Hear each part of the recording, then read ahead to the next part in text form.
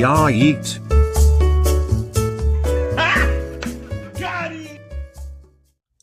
Hello everybody and welcome back to the channel. I hope you're all keeping well and welcome back to the brand new series on my channel. It is Yeetnited here on Football Manager Mobile 2019. Now as you can see, I've taken the reins of this newly founded club. Do apologise to any George Hamilton fans because that's the club that I've replaced. So as you can see, your boy has taken the reins. Now just to kind of start this episode off with a little bit of transparency. This episode is going to be just me introducing the squad, looking at the fixtures we've got, obviously in pre-season, and then talking to you about the rules of the actual save as such and the objectives and all that kind of footballing good stuff. But then what we're going to do is we're going to go away, play the pre-season, come back and obviously start the season on the first game. But the episode structure of the first official episode of the live com as such it's going to be very different to anything I've done before. Now, I just kind of want to warn a lot of people that it's not for everyone, I'm not going to lie. And I've fully got it in mind that if it just bombs and goes and, people aren't enjoying it, then I will reconsider and change it. However, I just kind of want to try this, so please bear with me. Hopefully you'll enjoy it. I've thought about this long and hard. I've done a few test episodes. I think it's good. But obviously, as I said, it's not going to be for everyone. It's not everyone's cup of tea. So obviously, if you don't like something about it, then let me know in the comment section down below. Obviously, I have got my Football Manager Twitch series going on, which is a bit more of a standard, classic FM save. So if you're into that kind of style, then maybe watch that one. This one isn't going to be that. It is going to be different. So as I said, it's probably not going to be for everyone's liking, but hopefully you will enjoy it and you'll get used to it, and it's just going to be something very different. So I thought I'd just start by explaining that to you. So what is this say about? Yeetnited obviously is a team that's formed in it's 2018 we were formed. Obviously this is our inaugural season into the Vanarama South. Obviously as I said, George Hamilton unfortunately folded, and we were the chosen team. We got drawn out of a hat, and we were the lucky boys to get put in to the league. So this is a save where it's a mixture of some content creators that people suggested they'd like to see in the save, and subscribers as well. They're all 15, 16 years of age, so they actually replicated the players that they took over, whether all of their potential abilities have been put up. Because the idea behind the save, so we'll talk about objectives and the idea and the rules behind the save now. The idea behind the save is to keep the players at the club for as long as possible. And this, in some incidents, isn't going to be able to work, because we're going to get to a level, hopefully at some point in the future, where they're just not contributing to the actual team. They're just not good enough for the level they're at, for even to be, making the bench. And it's just going to be, time to maybe make them move on. But I do want to keep as many players at the club as long as we can, really. That's why they're kind of, 15, 16 years of age. So we've got some longevity in the actual save. They are the only players at the club as well. So it's going to be a very inexperienced. I think it's going to be a very, very tough first season. We'll look at the players shortly. So the kind of rules around this save as well. Well, actually, no, first we'll talk about the objective. So the objective, obviously, as in any Football Manager save, is to obviously, get to the Premier League from a lower league management point.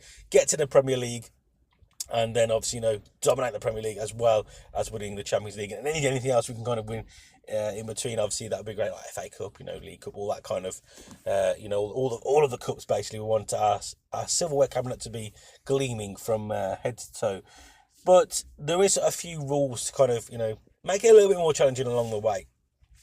So as I said, we've got the kind of starting blocks of the team here. Now, transfers.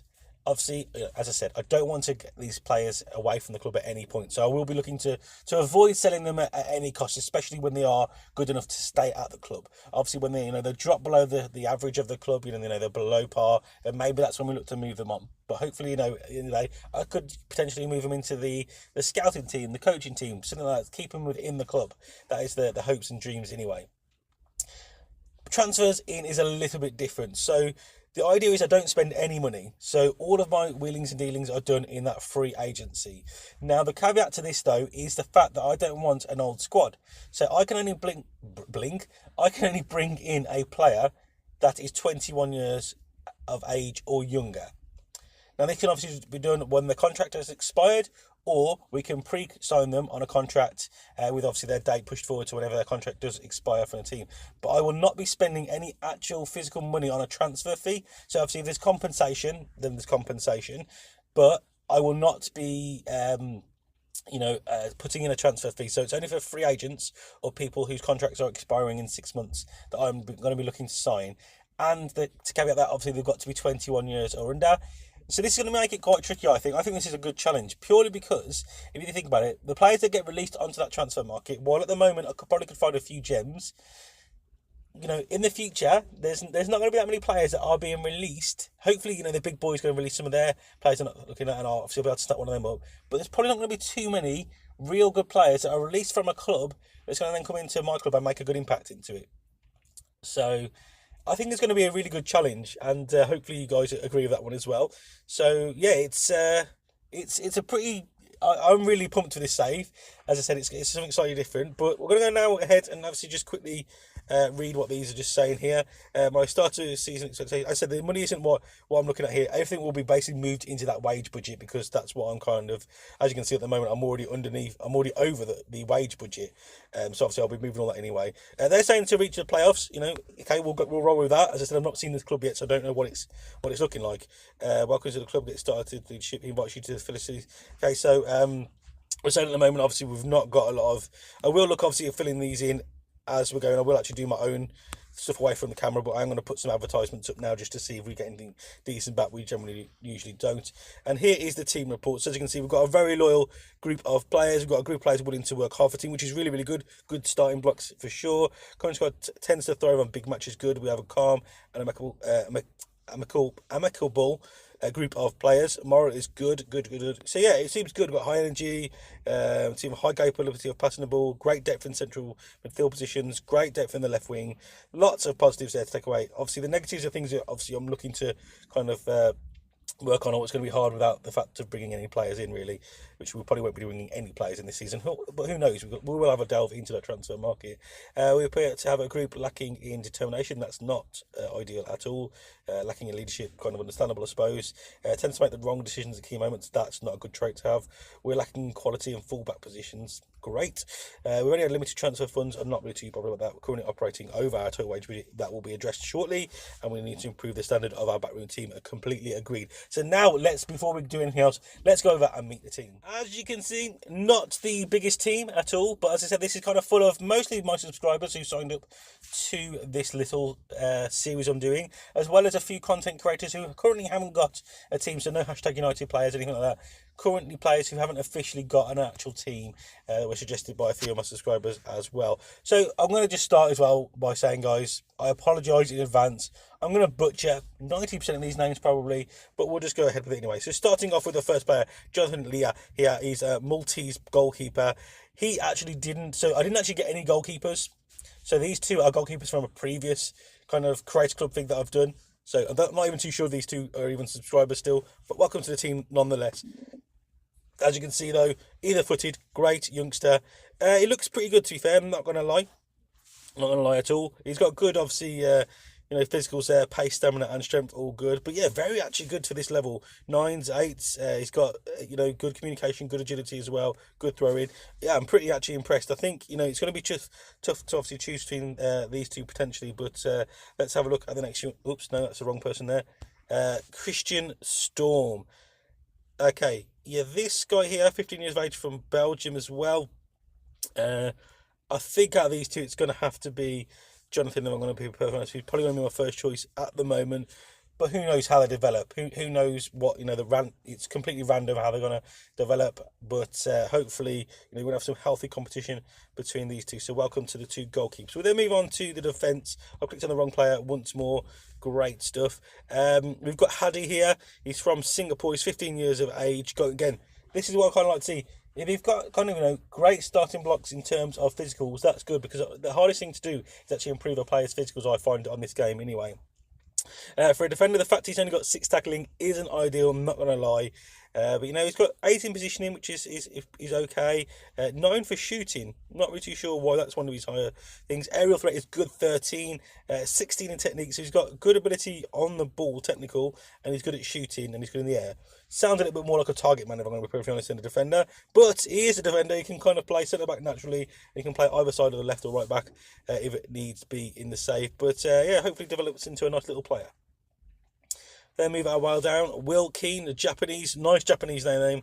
Will Keane, 16 years of age. Again, another defender who can kind of play on the right back or centre back. Again, good physicals, which is great.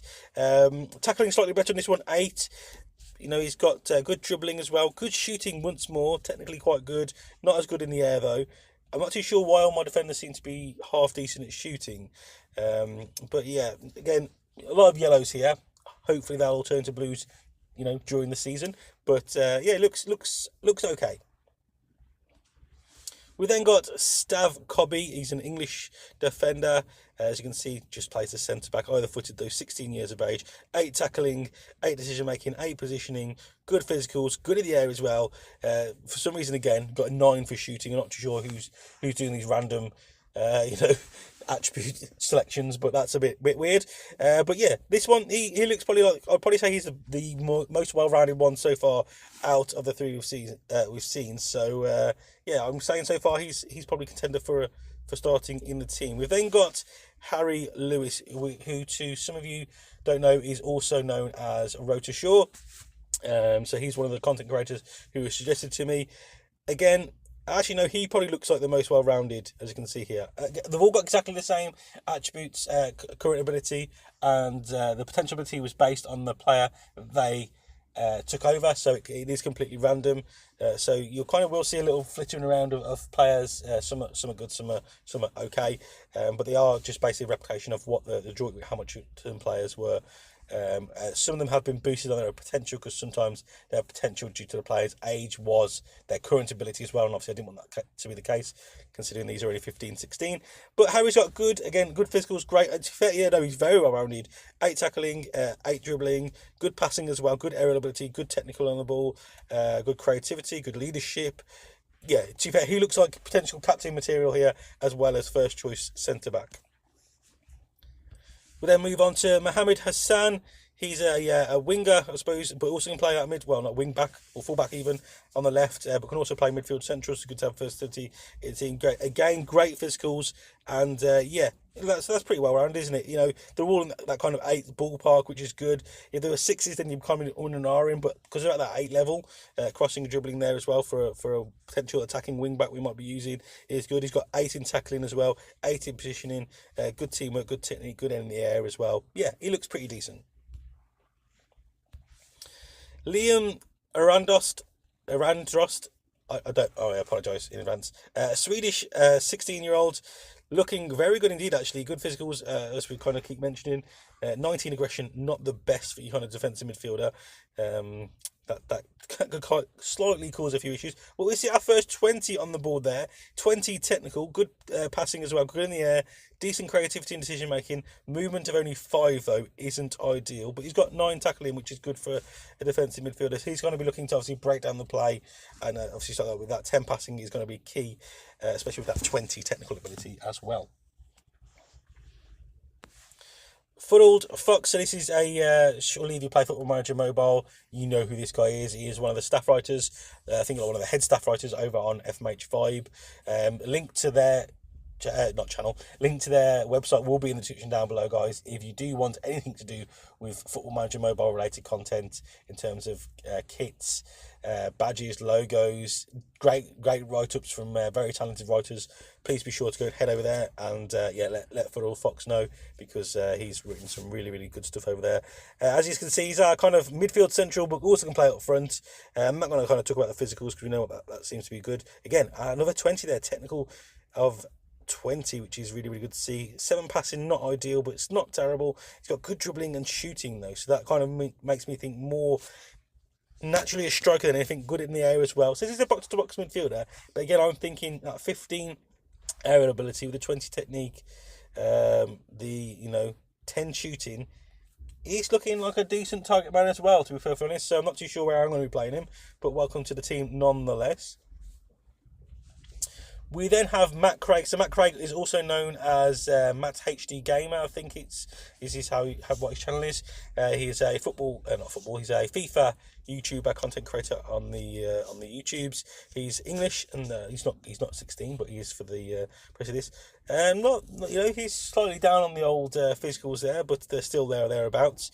He's kind of a winger, so you're looking for that crossing and dribbling. They're okay. He's got good technical on the ball, decent shooting as well, good movement, which is good to see, good teamwork, and decision making isn't half bad as well. So yeah, he actually looks like a pretty half decent winger.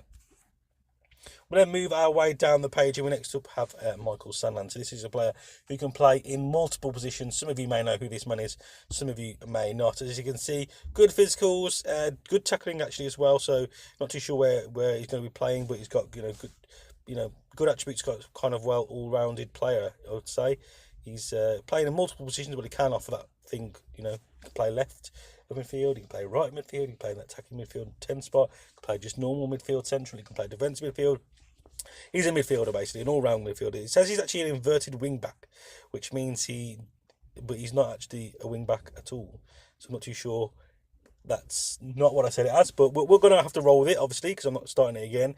But yeah, passing good, tackling good, decent physicals, decent aggression as well. It's good to see, especially if you're going to have potentially play him as that defensive midfielder. You don't want aggression to be too high. But yeah, Gibraltarian as well, so potentially, well, he will get a call up, won't he? Then we have Jabari Applewhite. I apologise, I've probably butchered your first name. He can play, obviously, attacking midfield, left and central. He's got decent crossing, decent dribbling as well. Decision making is good, movement is good, pace is decent, good technical ability, and good at teamwork. He is Trinidad and Tobago, 15 years of age at the moment. So again, he's got a good chance of getting into that national team. It will be quite interesting to see who the first person is going to be getting a call up into their national team.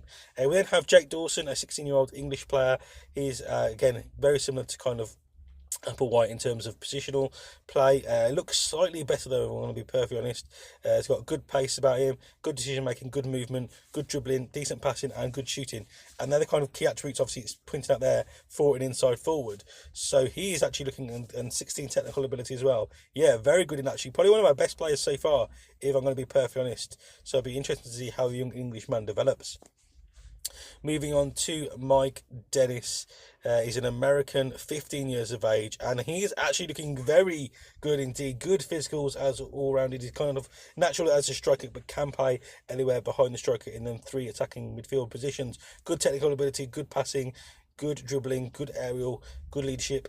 Not the best shooting. I'm actually going to say, although it says he's an advanced forward, naturally as a striker, I think he's probably one of our more creative players.